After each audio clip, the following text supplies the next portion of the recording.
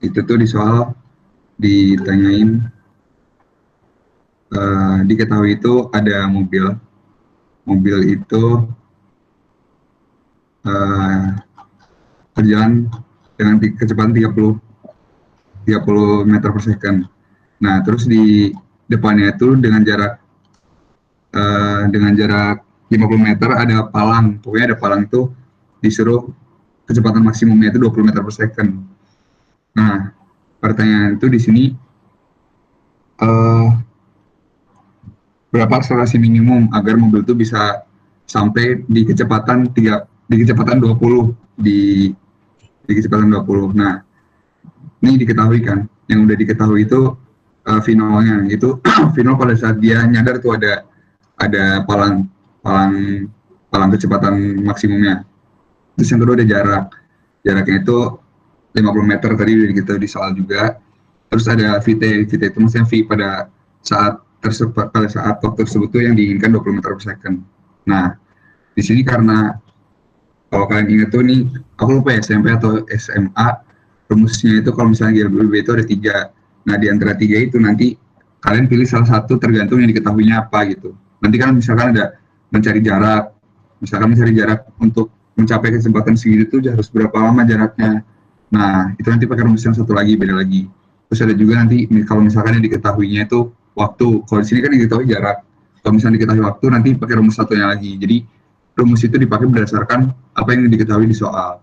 Nah, karena di sini kebetulan yang diketahui jarak, kita pakai rumus VT kuadrat sama dengan final kuadrat plus 2AS. Di mana VT itu adalah tadi kecepatan diinginkan, V0 adalah kecepatan awal, dan A adalah kecepatan, dan S adalah jaraknya. Nah, itu tuh kalian masukin semua nilainya, nanti dapat dihitung, nanti dapat A-nya adalah minus 5 meter per second kuadrat. Nah, kenapa sih minus? Minus itu menandakan bahwa percepatannya itu diperlambat. Karena kan tadinya 30 jadi 20 kan. Jadi itu namanya diperlambat. Nah, untuk nomor satu ini ada yang mau ditanyain nggak? Ini masih dasar banget sih, misalnya kayak masih SMP sih kalau nggak salah. Kalau nggak salah ya, sih itu.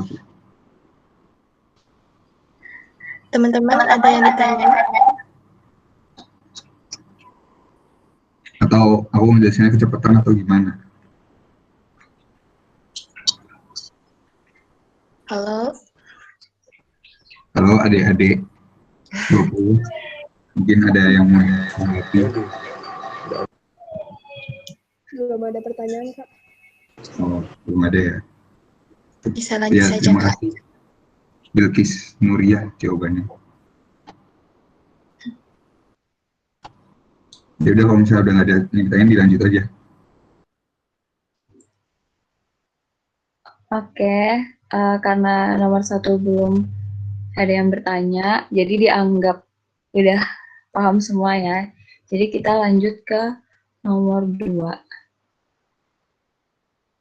Nah, jadi soal nomor 2 itu ada suatu benda bermasa 0,8 kg yang terletak di suatu bidang miring dengan sudut antara bidang miring dan bidang datarnya itu yaitu sebesar theta. Nah, terus diketahui koefisien gesek kinetiknya itu mu k sama dengan 0,3, terus gaya gravitasinya itu 9,8 meter per sekon kuadrat. Yang ditanyain yaitu berapa gaya yang harus diberikan agar benda ini dapat bergerak. Yang pertama, bergerak ke atas. Yang kedua itu bergerak ke bawah dengan memiliki percepatan yang konstan yaitu sebesar 0,1 meter per sekon kuadrat. Nah, jadi di sini aku bakal bahas yang bergerak ke atas dulu ya. Jadi bergerak ke atas itu berarti arahnya itu nanti jadinya ke arah F besar ini. Nah, kita harus susun dulu gaya-gaya apa aja sih yang bekerja pada benda yang ada di bidang miring ini. Jadi yang pertama, benda ini kan pasti punya gaya berat. Gaya berat ini tuh disimbolkan dengan W, yaitu dia lurus ke pusat bumi. Terus benda ini tuh juga punya gaya normal. Gaya normal itu ini yang disimbolin dengan huruf N besar, itu dia tegak lurus sama bidang miringnya ini. Jadi dia N-nya itu ke atas. Nah, kita anggap bahwa yang ke arah N ini adalah sumbu Y, dan yang ke arah F besar ini adalah sumbu X. Nah, sedangkan kita punya W ini arahnya tidak di sumbu X dan tidak di sumbu Y. Jadi dia ada di tengah-tengah. Nah, lalu kita harus mencari nilai yang mewakili W ini pada sumbu Y dan sumbu X. Yang pertama, kita mau nyari nilai W yang mewakili sumbu X dulu, yaitu yang lurus dengan nilai F besar ini, yaitu W sin theta. Kenapa sin theta? Karena ini kalau kita bikin segitiga, kayak gini, di sini itu tegak lurus. Nah, tetanya ini kan tegak lurusnya di sini nih, kalau yang bidang miring sama bidang datarnya. Tetanya itu berarti ada di sini. Kan kalau kita tahu suatu nilai yang ada di depan theta itu pakainya sin. Makanya untuk yang di sumbu X ini adalah W sin theta. Sedangkan kalau untuk yang sumbu Y ini ada W cos theta karena dia di sampingnya. Di sampingnya sudutnya itu.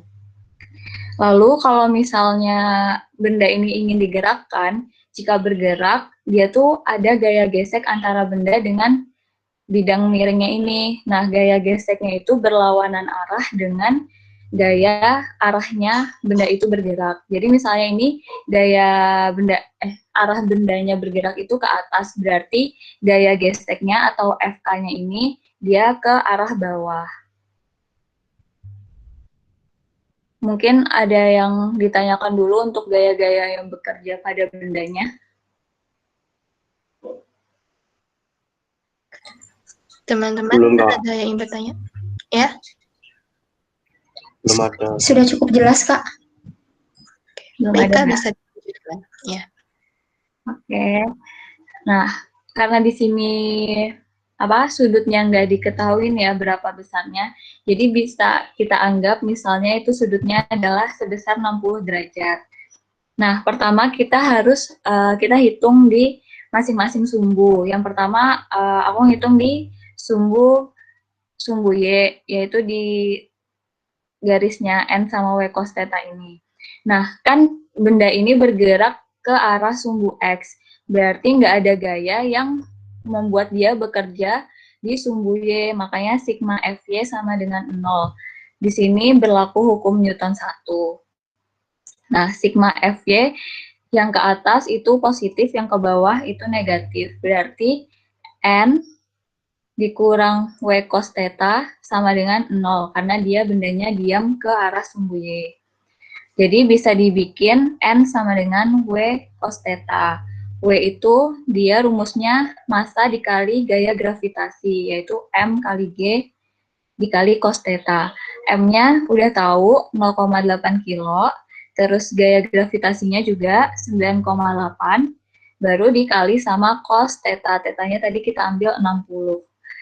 Dihitung dapat besarnya N itu adalah 3,92 Newton. Nah, selanjutnya setelah itu kita cari gaya geseknya. Gaya gesek itu tinggal mu k atau koefisien gesek kinetik dikali sama gaya normalnya tadi yang kita cari di awal, yaitu 3,92. Berarti 0,3 dikali 3,92 itu hasilnya 1,176 Newton. Itu untuk gaya geseknya. Selanjutnya kita hitung untuk gaya yang ada di sumbu X, yaitu karena di sumbu X ini ada suatu gaya yang harus diberikan agar benda itu bergerak, berarti benda itu bergerak konstan kan, tadi diketahui dengan percepatannya konstan. Berarti sigma Fx, semua gaya yang bekerja pada sumbu X sama dengan massa benda dikali percepatannya. Di sini kita lihat yang di sumbu fx yang searah dengan arah bendanya itu bergerak, yaitu ke atas dianggap positif nilainya, dan yang berlawanan dianggap negatif.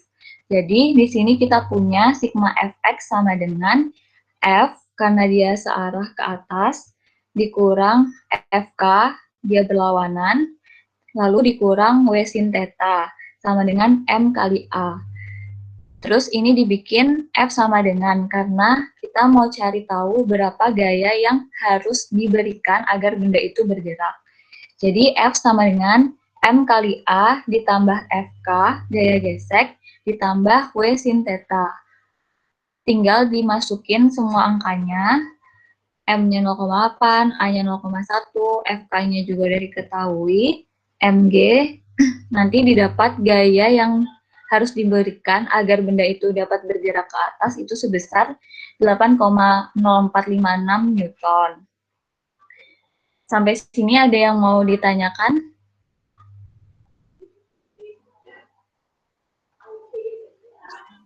Gimana, ada atau yang aku ditanyakan? jelasinnya terlalu cepat atau gimana?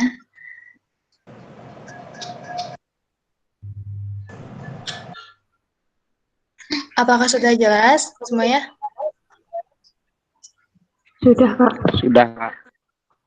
Bisa dilanjut saja, Oh Kak? ya, ini mau dicatat atau gimana ya dari teman-teman? Catat dulu, Kak. Screenshot aja, Kak. Oh, screenshot aja. Oke. Jadi bisa aku lanjutin ya. Oke, selanjutnya ini yang tadi kan yang ditanya gaya yang agar geraknya itu ke atas. Sekarang kita hitung yang agar geraknya itu ke bawah. Yang di sini yang diganti itu cuman F-nya itu jadinya gayanya ke bawah. Kan tadi gaya geseknya ini berlawanan dengan arah dia bergerak, berarti FK-nya ini jadi dipindah ke atas. Tadi sigma FY-nya masih sama, FK-nya juga tadi udah dihitung di atas nilainya. Jadi kita langsung ke sigma Fx sama dengan M kali A. Nah, di sini seperti yang tadi udah aku bilang, kalau dia nilainya searah dengan arah bendanya itu bergerak, maka dianggap nilainya itu positif. Yang berlawanan dianggap nilainya negatif. Nah, jadi di sini ada sigma Fx itu F besar ditambah W sin theta dikurang sama gaya geseknya, sama dengan M kali A. Lalu dibikin F sama dengan lagi. F sama dengan M kali A ditambah FK dikurang W sin theta. Nanti hasilnya dapatnya 2,432 Newton.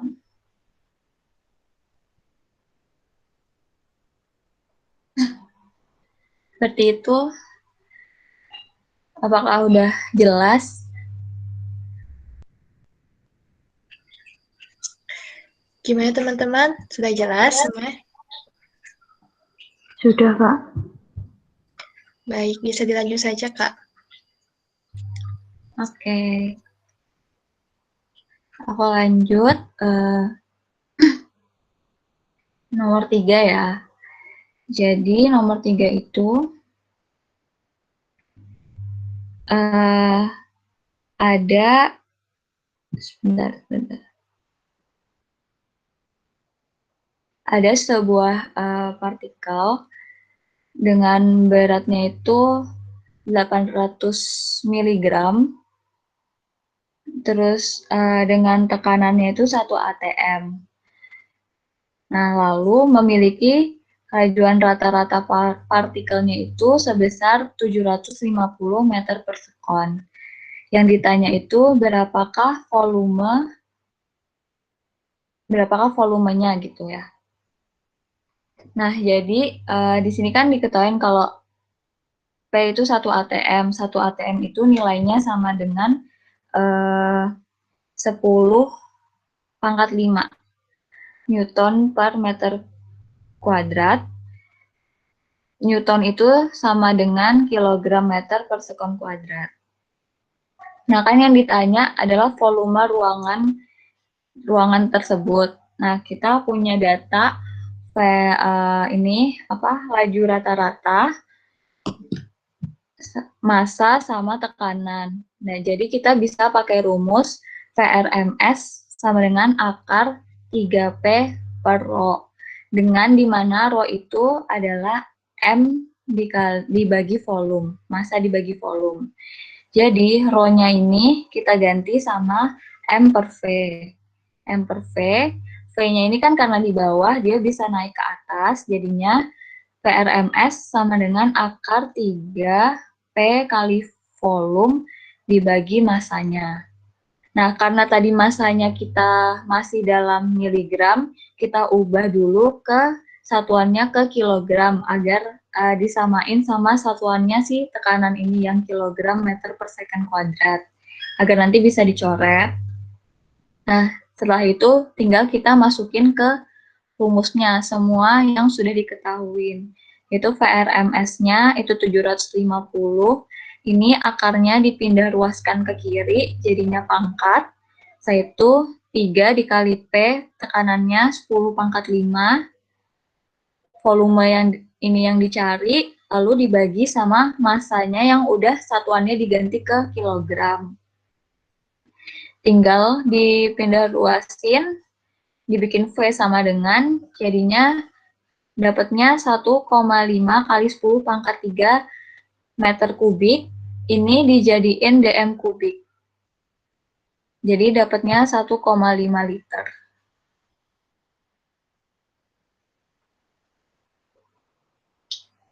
Mungkin sampai sini ada yang ditanyain?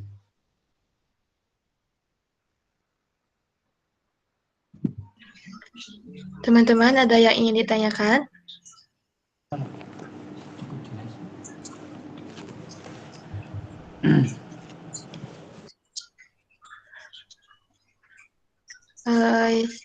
Mungkin tidak ada, Kak. Bisa dilanjut saja. Oke.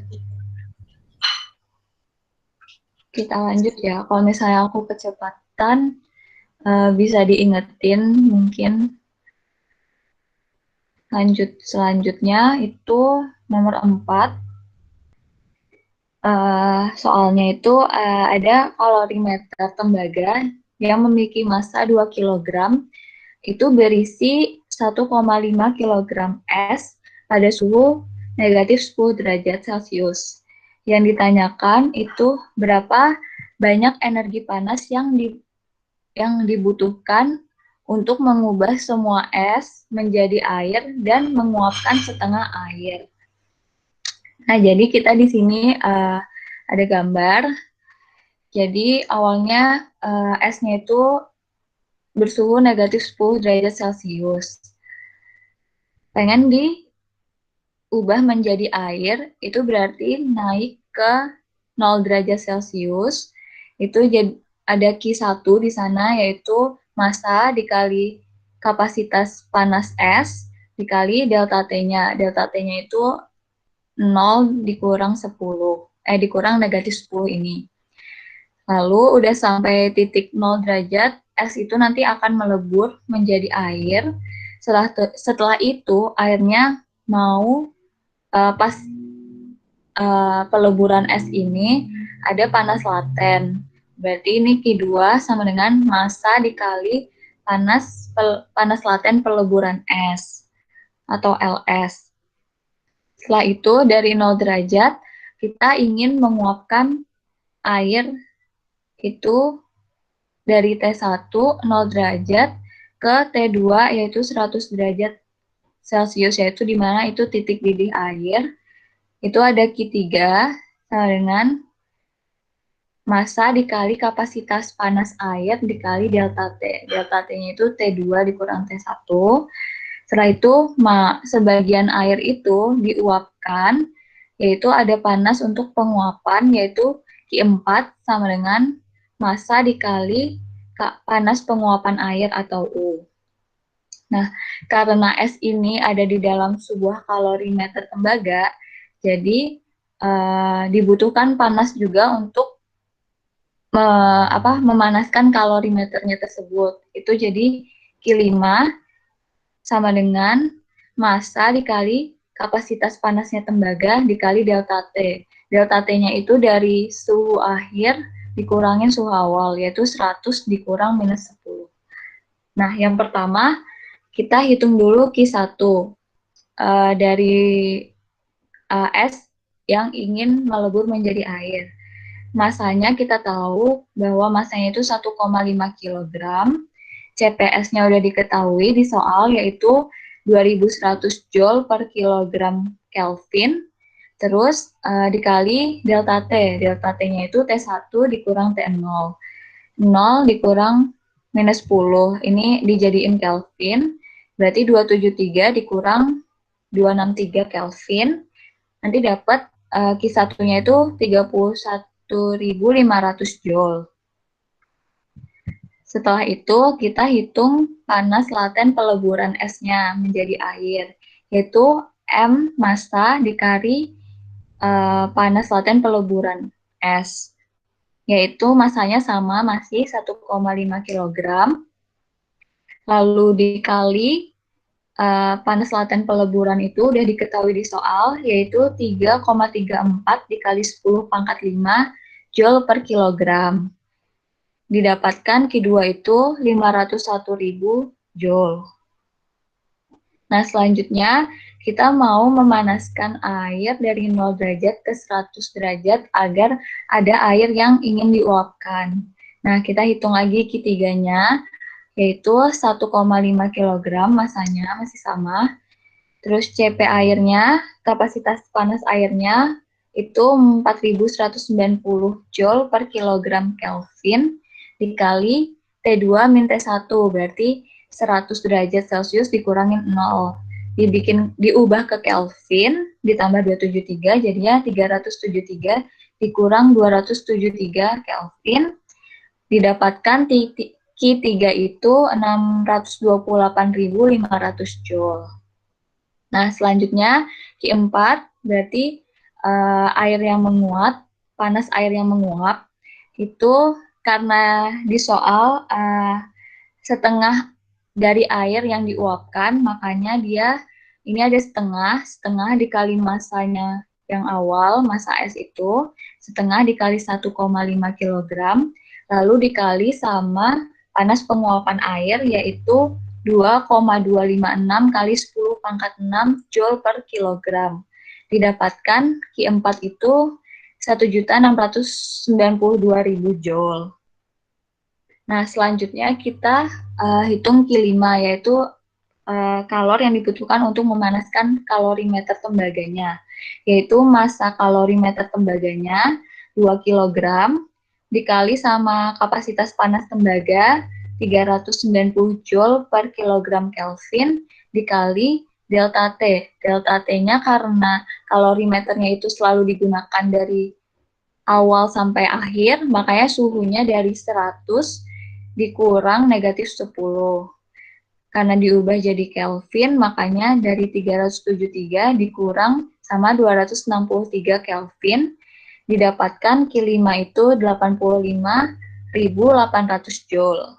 Nah, karena kita udah dapat semua panas yang dibutuhkan di setiap tahapnya, berarti kita tinggal hitung panas totalnya atau energi totalnya, yaitu tinggal Q1 ditambah Q2 ditambah Q3 tambah Q4 ditambah Q5. Nanti dapatnya itu 2.938.800 Joule atau bisa disederhanain menjadi 2.938,8 kilojoule.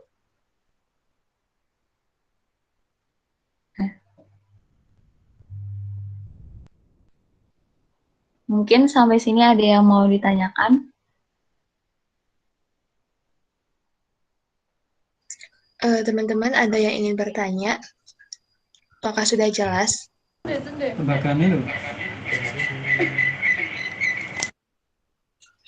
Kak, itu yang Q5 dari mana ya, Kak? Q5 itu, Q5 itu kan tadi di soal disebutkan kalau kalorimeter tembaga, jadi ada kalorimeter tembaga yang di dalamnya itu berisi es. Nah, kan esnya itu mau kita ubah jadi air, lalu setengahnya itu mau kita uapkan. Nah, untuk dari Q1 sampai Q4 ini baru panas untuk mengubah mengubah es tersebut menjadi air, lalu setengahnya itu diuapkan. Sedangkan esnya itu berada di dalam sebuah kalorimeter tembaga. Jadi kita juga butuh butuh panas atau butuh energi yang digunakan untuk memanaskan kalorimeter itu agar panasnya itu bisa tembus ke dalam ke isinya itu, ke esnya itu. Jadi ada misalnya panas. Jadi ini pakai tempat gitu. Jadi panasnya itu tempatnya dulu kita panaskan, baru nanti panasnya itu menjalar ke dalam kan. Nah, berarti kita juga butuh Q5. Q5 itu Q kalorimeternya itu, Q tempatnya itu. Ngerti nggak?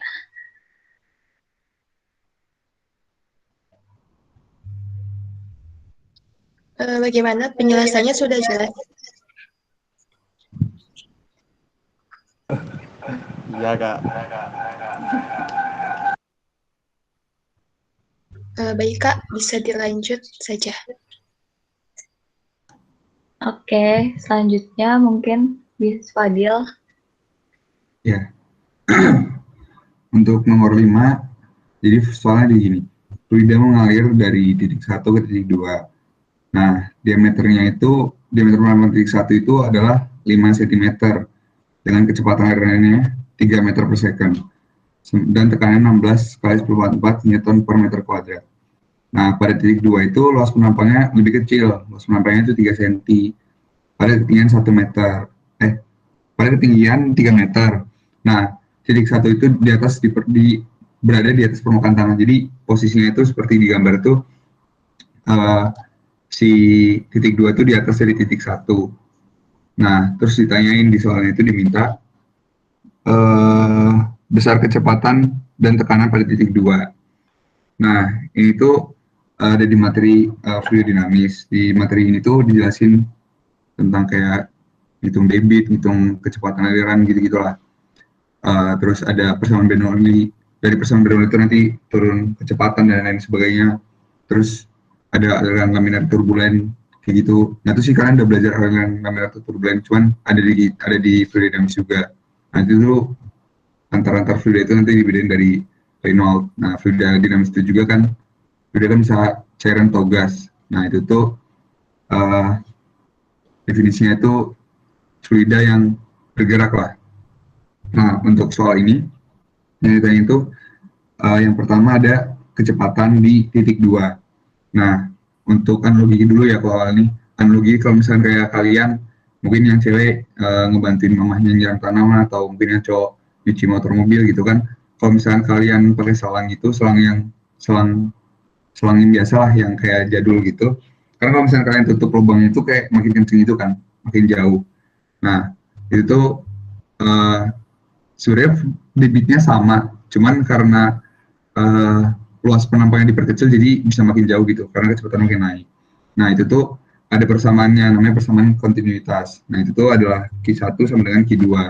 Q1 tuh rumusnya seperti yang kalian tahu itu A dikalikan V, di mana V adalah kecepatan. Nah, di sini berarti kan A1 dikali V1 sama dengan A2 kali V2. Nanti dipindah ruasin, yang ditanya di sini adalah V2, nanti didapat nilai V2-nya berapa. Nah, itu di situ didapat nilai V2-nya adalah 8,3 meter per second.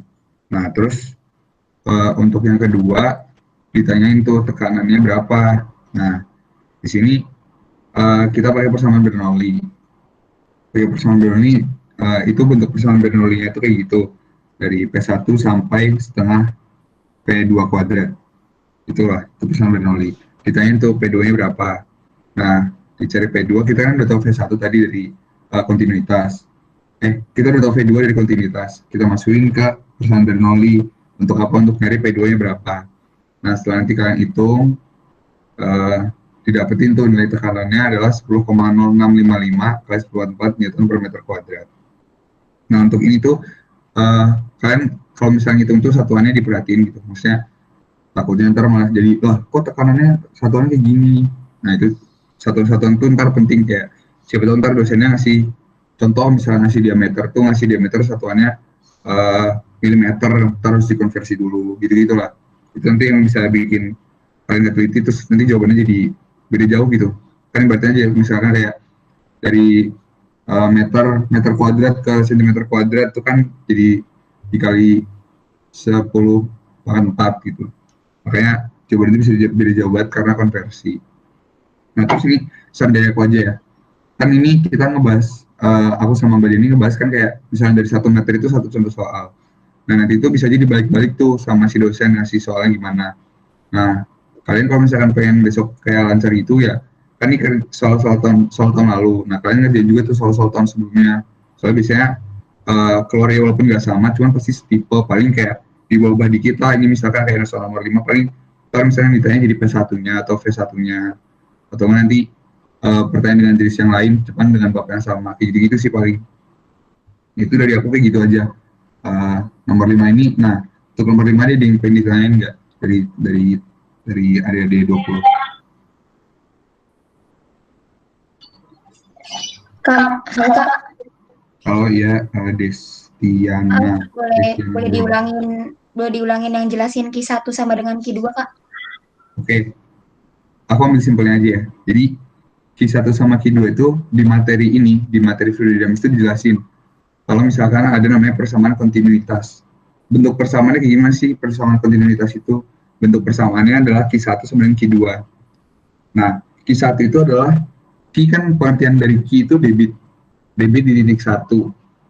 Debit di titik 1 itu sama dengan debit di titik 2. Jadi kalau misalkan ada suatu aliran itu, debitnya bakal tetap sama. Cuman, nanti itu yang berubah kayak misalnya ini nih, ini kan yang diubah kayak luas permukaannya yang diubah. Nah berarti ntar V-nya juga ikut berubah, tapi nilai Q-nya tetap sama. Soalnya kan rumus Q A kali V, ya kan? Kalau misalnya kalian ingat mungkin fisika dulu waktu SMA, Q itu sama dengan A kali dikalikan dengan V. Nah di sini tuh Q1 sama dengan Q2. Soalnya kan Q2 itu debit di titik 2.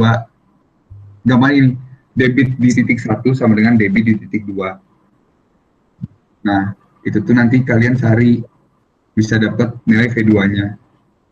Gimana ya? Ya gitulah, aku jelasinnya kayak gitu. Gampangannya kayak gitu sih. Gimana, Destia, Nurul?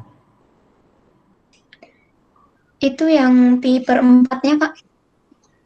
Pi per 4 ini kan, oh iya, ini kenapa bisa pi per 4? Karena, sorry tadi gue ngejelasin. Karena ini kan dalam suatu visual disebutin ya, bentar.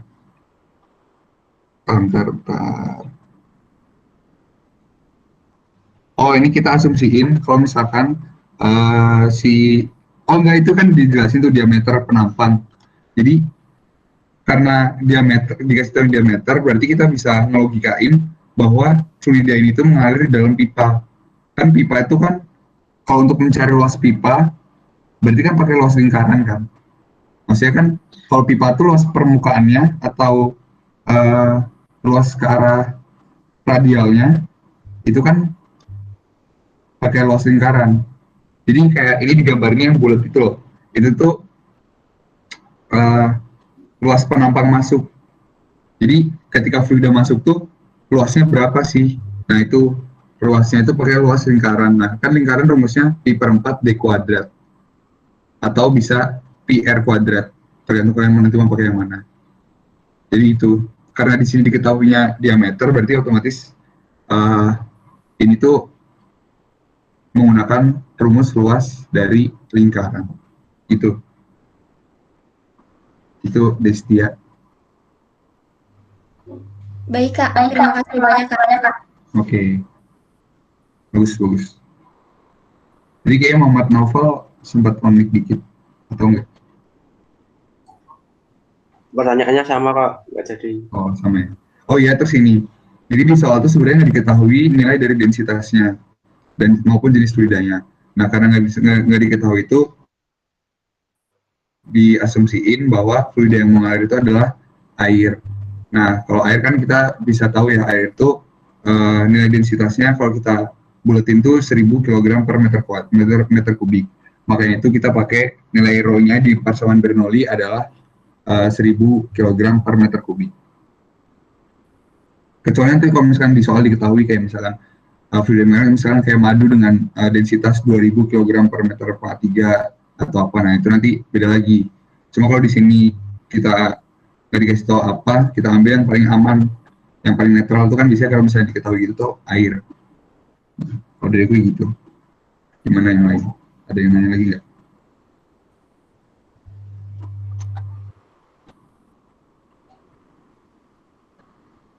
Gimana? Ada yang ingin bertanya lagi?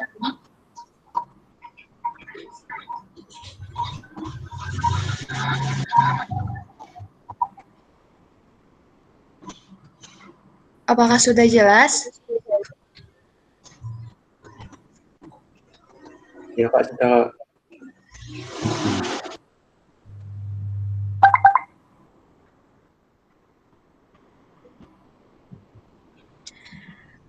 Baik, karena sudah tidak ada yang ingin bertanya lagi, jadi berarti teman-teman di sini sudah paham semua ya, insya Allah.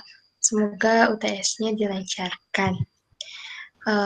Oke, karena tadi kita dimulai dengan berdoa, mari kita akhiri belajar fisika siang ini, diakhiri juga dengan berdoa menurut kepercayaan masing-masing. Berdoa dimulai.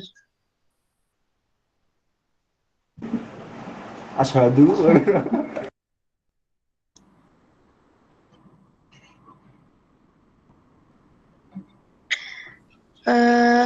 Berdoa selesai. Terima kasih kepada tentor yang sudah meluangkan waktu dan juga kepada teman-teman yang sudah hadir. Mari kita wassalamualaikum warahmatullahi wabarakatuh. Terima kasih banyak Kak. Terima kasih, Kak. Terima kasih, Kak. Terima kasih Kak. Terima kasih, Kak. Terima kasih, Kak. Tanya, Kak.